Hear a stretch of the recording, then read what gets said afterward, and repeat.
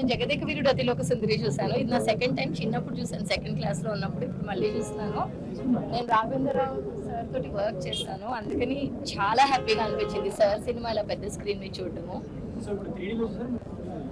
నిన్న 3Dలో చూసాను ప్రివ్యూ, ఇవాళ 2Dలో చూసాను. మా పిల్లలతో చూసాను, వాళ్ళు కూడా చాలా ఎంజాయ్ చేశారు. అందరూ వెళ్ళి చూడండి.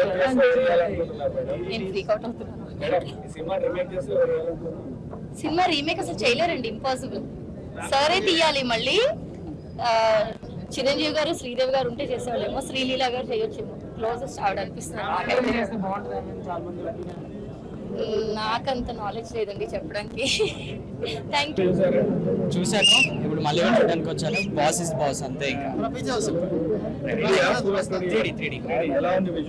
చాలా బాగుందండి, రీమేక్ చాలా బాగుంది.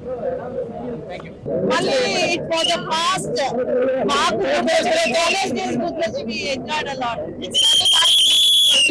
So happy to see this again, and we really miss Sridevi garu a lot. And Chiranjeevi actually చాలా బాగుంది. Thank you so much. Jagadeka Veerudu Athiloka Sundari చాలా బాగుంది.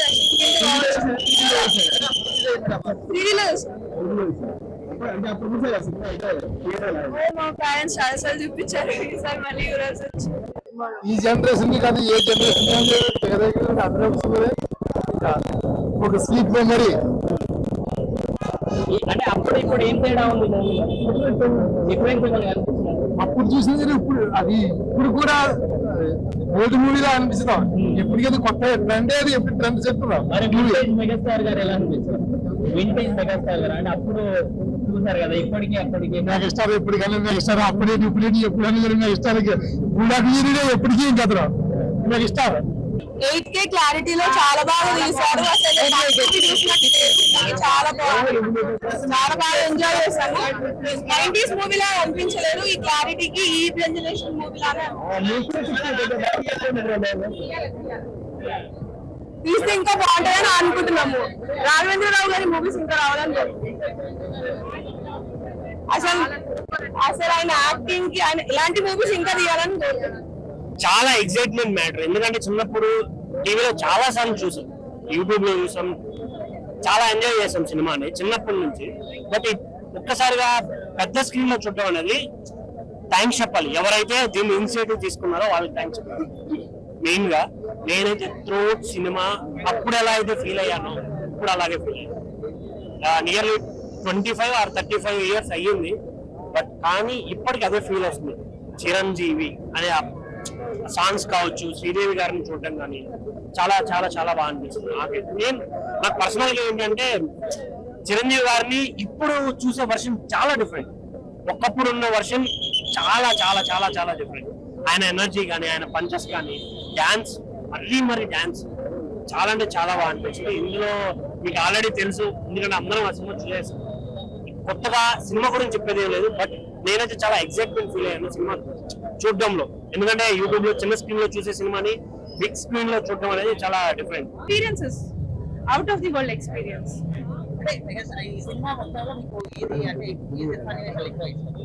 సినిమా అంతా ఇష్టం. ఏం చెప్పాలి, చిరంజీవి గారు, రాజు సడన్ గా అలా అది కానీ, శ్రీదేవి గారు నడిచి వచ్చే whatever, each and every scene అండి, ఒక each and every song.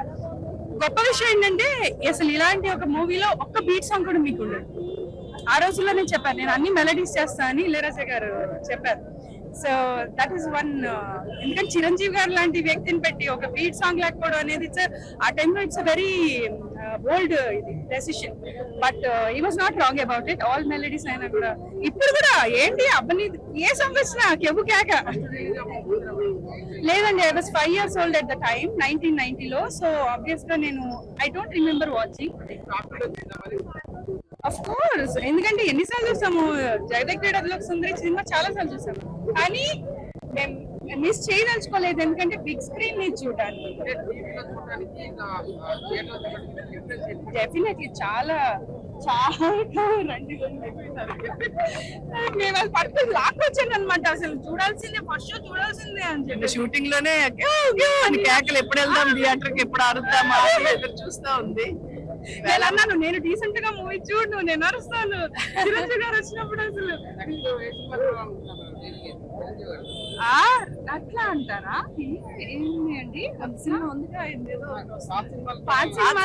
Gharana మొగుడు గాని ముగ్గురు మనగాళ్ళు గాని అలాంటివి వస్తే సూపర్. అసలు మంచి స్టోరీస్ అండి, కథలు బాగుండేవి అప్పుడు. ఇప్పుడు సినిమాలు వస్తున్నాయి కానీ పాటకు అర్థం ఉండట్లేదు, కథ కూడా పెద్ద అనిపించట్లేదు.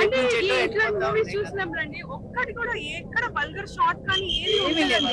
It's just beauty and perfection, nothing else, just beauty and perfection.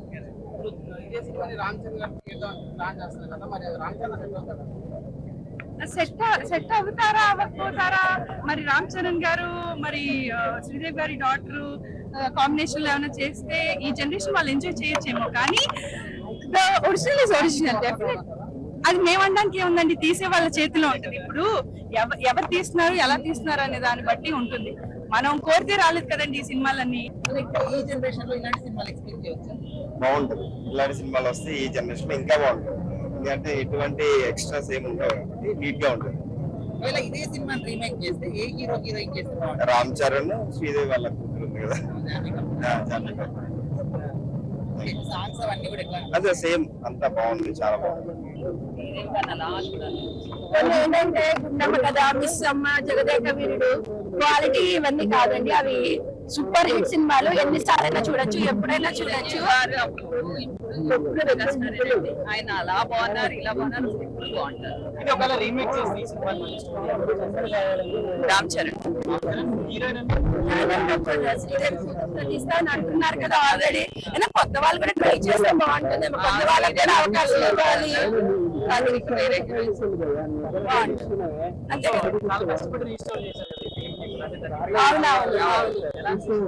చాలా బాగుంది. కొంచెం అలానే చేసాము, టైం వేస్ట్ అనిపించలేదు కానీ ఆల్రెడీ చూసిన సినిమా కొట్టలేదండి. ఆ మూవీ అప్పుడు చూసాము, ఇప్పుడు చూసాము, లెందీగా అనిపించలేదు, బోర్గా అనిపించలేదు, చూడాలనిపించింది. వింటేజ్ మెగాస్టార్ గారు ఎలా అనిపించింది? మెగాస్టార్ ఆల్వేస్ మెగాస్టార్ అండి, ఎప్పుడైనా సరే మెగాస్టార్. ఎందుకంటే మేము అప్పటి నుంచి చూస్తే ఇన్స్పిరేషన్ తీసుకుని ఇంత లైఫ్ లీడ్ చేస్తాం కాబట్టి. ఫస్ట్ నేను 8th క్లాస్ లో ఉన్నప్పుడు ఫస్ట్ ఈ మూవీ చూడటం జరిగింది. 8th క్లాస్ లో స్కూల్ బంగోటి ఇంచుమించు అలాంటిది అనుకోండి. మళ్ళీ తర్వాత చూడలేదు, మళ్ళీ ఇన్ని సంవత్సరాలకి రిలీజ్ అనేసరికి ఫ్యామిలీతో కలిసి చూడాలి, పిల్లలతో కలిసి చూడాలని చెప్పేసి వచ్చాను. చాలా ఫుల్ ఎంజాయ్. ఎందుకంటే ఫస్ట్ నుంచి మూవీ ఎండింగ్ వరకు కూడా అసలు ఎక్కడెక్కడ బోర్ ఫీల్ అవ్వలేదు.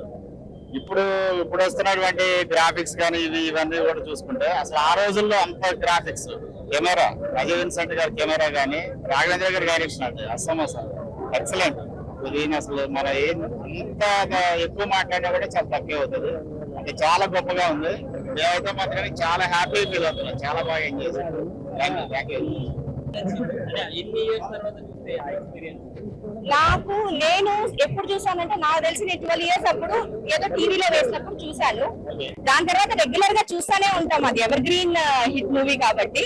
బట్ ఇప్పుడు చూడటం అనేది చాలా అంటే చాలా బాగుంది. వింటేజ్ మెగాస్టార్ గారు ఎలా? అయ్యో సూపర్, ఇంకా ఆయనకి తిరగలేదు కదా అసలు. ప్రతి సీను కిరాక్ అసలుకి, ఆయన ప్రతి ఎక్స్ప్రెషన్ అసలుకి, ఆయన ఏడ్చినప్పుడు కానీ మన కళ్ళల్లో కూడా నీళ్ళు వచ్చేస్తాయి అనమాట. ఆ రకంగా యాక్ట్ చేశారు ఆయన. అప్పటి సినిమాలకి ఇప్పటి సినిమాలకి ఏంటి డిఫరెన్స్? అప్పుడు సినిమాలలో ఏంటంటే కథ అంతా బాగుండేదండి. ఇప్పుడు మూవీస్ లో ఏముంది, మా హీరో గొప్ప, మీ హీరో గొప్ప అనుకోవడం, మాది ఇన్ని కోట్లు మీది ఇన్ని కోట్లు అనుకోవడం తప్ప ఇంకా దానికి మించి ఇంకేమీ లేదు. సో ఇప్పుడు కాలం అంతా క్యాస్ట్లు అవి ఇవి చూసుకొని సినిమాలు హిట్ చేస్తున్నారే కానీ స్టోరీ ప్రకారంగా కానీ సాంగ్స్ కానీ ఏమి పెద్దగా అయితే అనిపించలేదు. కానీ అప్పట్లో చాలా ఐకమత్యంగా ఉండింది. వేరే డైరెక్టర్స్ కూడా వచ్చి మూవీస్ కి రైటర్స్ కూడా వచ్చి చెప్పడం కానీ వాళ్ళ ఆ సలహాలని కూడా వాళ్ళు తీసుకుంటా ఉన్నారు. బట్ ఇప్పుడు ఏంటంటే ఈగోస్ ఎక్కువ అయిపోయేసేసి ఎవరు ఒక సినిమాలో ఎవరు పట్టించుకోవట్లేదు. రామ్ చరణ్ గారు అండి, జూనియర్ శ్రీదేవి గారు, ఇంకా జూనియర్ చిరంజీవి గారు, జూనియర్ శ్రీదేవి గారు. యాక్టింగ్ కావచ్చు, కోఆర్డినేషన్ అయితే అసలు ఎవ్వరు బీట్ చేయలేరు. వాళ్ళ ప్లేస్ లో ఎవరిని ఊహించుకోలేము కూడా. ఇంకా యాక్టర్స్ అసలు ఇంకా చెప్పలేము ఆ ఫీలింగ్. అంటే అది నేను పుట్టక ముందు వచ్చిన మూవీ అన్నమాట. సో ఇప్పుడు నేను అసలు చూస్తానని ఎప్పుడు ఎక్స్పెక్ట్ చేయలేదు. చాలా ఆ మ్యూజిక్ అయితే ఇంకా చెప్పలేము, చాలా ఫుల్ ఎంజాయ్ చేసాం. నచ్చిన సీన్ అంటే ఆ సాంగ్ ఒకటి బాగా ఇష్టం, జై చిరంజీవ అనేది. ఇంకా శ్రీదేవి గారి యాక్టింగ్, ఇంకా పన్ను మానవ మానవ అనడం, ఆ చిరంజీవి గారేమో అది కామెడీ చేయడం. సో ఇది చాలా బాగుంది. నాకు ఇది 90s లో వచ్చిన మెయిన్ ఫేవరెట్ కాబట్టి చూడడానికి మెయిన్ రీజన్ అదే. So it felt really good. ఏం లేదండి, same songs. Yeah, it was like especially అబ్బనీతి అని దెబ్బ అండ్ ఒకటి కాదు, అన్ని సాంగ్స్ క్లాసిక్, కల్ట్ క్లాసిక్. ఇప్పటికీ స్పాటిఫై లో నా ప్లేలిస్ట్ లో ఉంటాయి. So it's like that. ఎవరైనా తీయచ్చండి, వాళ్ళ ఇష్టం. ఎవరు తీసినా ఇప్పుడు చూడొచ్చు, చూడకపోవచ్చు, అది వేరే విషయం. కానీ classic, it should be like classic. మాకైతే జన్మధన్యమైపోయింది.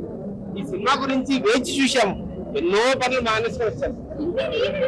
ఎప్పటికీ పోకుండా దీనికే వచ్చాం. అంత బెస్ట్ మూవీ.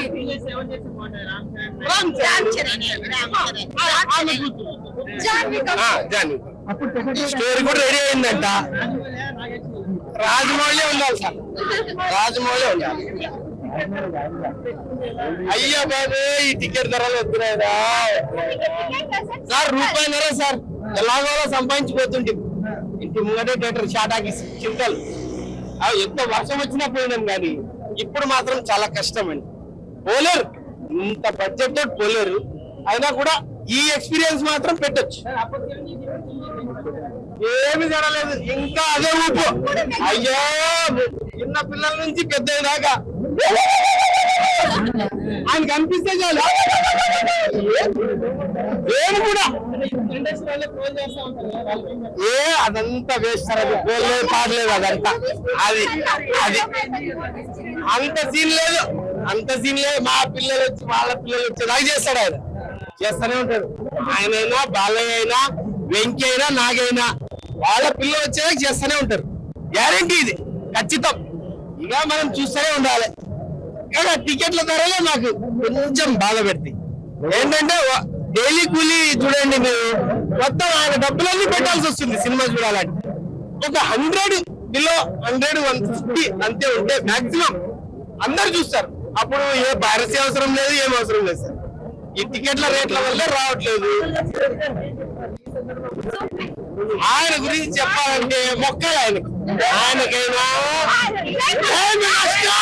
అంటే సూపర్ ఉంది మూవీ. అయితే చాలా రోజుల తర్వాత చిరంజీవిని, శ్రీదేవిని చూసినందుకు చాలా చాలా బాగా అనిపించింది. అండ్ మూవీ అయితే చాలా బాగుంది. 3Dలో ఇంకా బాగుంది, ఇంకా బాగుంది.